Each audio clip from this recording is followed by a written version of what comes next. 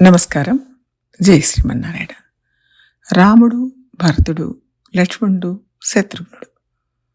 వీరి తల్లులు కౌసల్య, కైక, సుమిత్ర. వీళ్ళు ముగ్గురు దశరథుని భార్యలు. ఈ ముగ్గురిని పోల్చి చూస్తే వాళ్ళల్లో ఉన్న ఒక్కొక్క మంచి గుణం మనకు కనపడుతుంది. వాళ్ళు ఎలా ప్రవర్తించారు, అది తర్వాతి కాలంలో ఎలా ఎలా పరిణమించింది, దాన్ని చూసి మనం ఏం నేర్చుకోవాలి అనేది ఇప్పుడు చూద్దాం. కౌసల్య లోకం మెచ్చుకునే సుపుత్రునే కన్నది.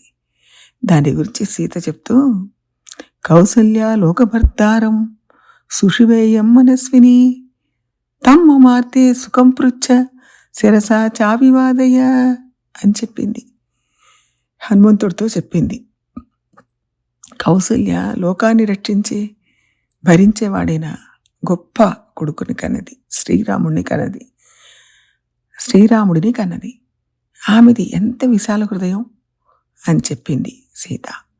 లోకమంతా కొలిచే రాముడిని కనడం వల్ల విశ్వామిత్రుడు కూడా కౌసల్యని ఎంతో కీర్తిస్తూ కౌసల్య సుప్రజ రామ పూర్వ సంధ్యా ప్రవర్తతే అని అన్నాడు. కౌసల్య కన్నా మంచి పుత్రుడా అని, అంటే తల్లి పేరుతో రాముణ్ణి సంబోధించాడు. అంటే తల్లి గొప్పతనాన్ని ఇక్కడ ప్రత్యేకంగా చెప్పాడు. లోకం కోసం ఒక కొడుకుని కడం అంటే సామాన్య విషయం కాదు. ఆ పని చేసింది కౌసల్య, అందుకని ఆమె గొప్పది. సరే, ఇదంతా ఒకవైపు. అంటే ఇంత గొప్ప పని చేసినందుకు ఆమె సంతోషించిందా? ఈ పని ఆమెకు తృప్తినిచ్చిందా అంటే అలా కనపడలేదు. చాలా బాధపడ్డది. రామా, నిన్ను అడవికి పంపడం కోసమా ఇంతకాలం పెంచాను? ఈ కష్టాన్ని అనుభవించడం కోసమా ఇంతకాలం ఎదురు చూశాను? నిన్ను రాజుగా చూడాలని కదా నేను ఎదురు చూశాను అని చాలా బాధపడ్డది. రాముడితోనే అడవికి వస్తానంది. కానీ రాముడు ఎన్నో విషయాలు చెప్పి ఒప్పించి రాజ్యంలోనే ఉంచి తాను అడవికి వెళ్ళాడు. అంటే ఒక మంచి పని చేసింది, గొప్ప పని చేసింది. కానీ ఆ పనిని చేసిన తృప్తి, సంతోషం కౌశల్యకు మిగలలేదు. ఇంత గొప్ప కొడుకును కన్నందుకు తృప్తి పడచ్చు, కానీ ఆమె తృప్తి పడలేదు. సరే, రెండవ స్త్రీని చూద్దాం. కైక. కైక చేసిందే చెడ్డ పని.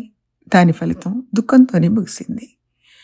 తన కొడుకుని ఏదో గొప్ప స్థానంలో చూడాలని, ఆయనకు మంచి చేస్తున్నాను అనుకొని ఆయనకు దుఃఖాన్ని సమకూర్చిపెట్టింది. అభాస్పాలు చేసింది. ఆయనకు చెడ్డ పేరు వచ్చేట్టుగా చేసింది. ఆయన మంచివాడైనా ఒక మచ్చ వచ్చేట్టుగా చేసింది. కానీ స్వతహాగా ఆమె కూడా అంత చెడ్డది కాదు, మంచిదే. రాముడికి భరతుడికి భేదం చూసి ఎరగదు. రాముణ్ణి కూడా తన కొడుకుగానే చూసింది. కానీ ఆ మందర చెప్పిందని ఆమె మాట విని గొప్ప కష్టాల్లో చిక్కుపడ్డది.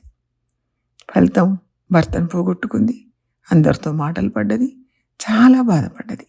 ఆఖరికి భరతుడు కూడా తల్లిని నిందించాడు.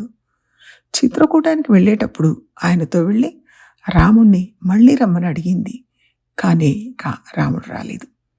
కైకి మాత్రం బాధపడుతూ తిరిగి వచ్చింది. అందరూ ఆమెను దూషించారు. ఆమెని సందేహంగానే చూస్తూ వచ్చారు. చెడ్డ పని చేసింది, దాని ఫలితంగా బాధపడింది. ఇక మూడవ స్త్రీ. మంచి పని చేసి బాధపడ్డది కౌసల్య, చెడు పని చేసి బాధపడింది కైక. ఇక సుమిత్ర చేసింది మంచి పని, ఫలితం ఆనందం దొరికింది, చాలా సంతోషించింది. ఆమె జీవితం చాలా తృప్తికరంగా సాగింది. ఆమె చేసిన మంచి పని ఏమిటంటే రాముడికి కైంకర్యం చేయడానికి ఒక కొడుకుని కన్నది. అలాగే భరతుడికి కైంకర్యం చేయడానికి ఇంకొక కొడుకుని కన్నది. రామభక్తుడుగా లక్ష్మణుడిని, భరతుడికి భక్తుడుగా శత్రుఘ్నుడిని కన్నది. దశరథుడు పాయసం ఇచ్చినప్పుడు అది తీసుకొని తాగే సమయంలో ఈ కోరికతోనే తాగింది. వీళ్ళిద్దరికీ పుట్టే కొడుకులకి కైంకర్యం చేసే ఇద్దరు కొడుకులను కనాలనుకుంది. అలాగే ఇద్దరు పుట్టారు. మొదటి నుంచి ఆమెకి ఎప్పుడు కష్టం కలిగినా ఇతరులకు మంచి జరగాలని కోరుకునేది. తన కష్టాన్ని పెద్దగా పట్టించుకునేది కాదు. ఆమె కన్నా 2 కొడుకులు రాజ్యంలో లేరు. శత్రుఘ్నుడు ముందరే భరతుడితో కేకే రాజ్యానికి వెళ్ళిపోయాడు. ఆ సమయంలో లక్ష్మణుడు అన్నగారితో అడవికి ప్రయాణం అయ్యాడు. అప్పుడు ఏ తల్లైనా ఏం చెప్తుంది? చిన్న కొడుకు కూడా లేడు, నువ్వు వెళితే ఎలాగా, నువ్వు ఇక్కడే ఉండు, అడవికి వెళ్ళొద్దు అని చెప్తుంది. కానీ సుమిత్ర మామూలు తల్లి కాదు. కౌశల్య కొడుకు అడవికి వెళుతున్నాడు కనుక ఆయనకు తోడుగా నువ్వు వెళ్ళు అని తన కొడుకుతో అన్నది. కైక తన కొడుకు రాజ్యం కట్టబెట్టాలి అని ఆశపడ్డది. కౌసల్య తన కొడుకు రాజ్యం లేకుండా అడవుల పాలవుతున్నాడని బాధపడింది.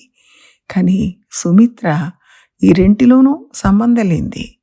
అయినా సరే లక్ష్మణుడు రాముడితో వెళ్తానంటే సంతోషంగా పంపించింది.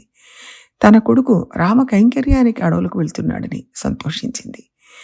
తన కొడుకులు 2 చెరొకళ్ళ వెనకాల సంతోషంగా పంపింది. లక్ష్మణుడు వెళ్ళేటప్పుడు, నిన్ను కన్నది ఇందుకోసమే నాయనా, నువ్వు రాముడి వెనకాల వెళ్ళి కైంకర్యం చేయాలి అని చెప్పింది. రామం దశరథం విద్ధి మాం విద్ధి జనకాత్మజ అయోధ్య అటవీం విద్ధి గచ్చతాతం అని చెప్పింది. ఈ శ్లోకం చాలా ఖ్యాతిగాంచిన శ్లోకం. ఎంతోమంది దీన్ని ఉటంకిస్తూ ఉంటారు. నీకెకరించి రాముడే తండ్రి, జానకి తల్లి, అడవిని అయోధ్యగా భావించాలి, వెళ్ళిరా నాయనా అని చెప్పి పంపింది.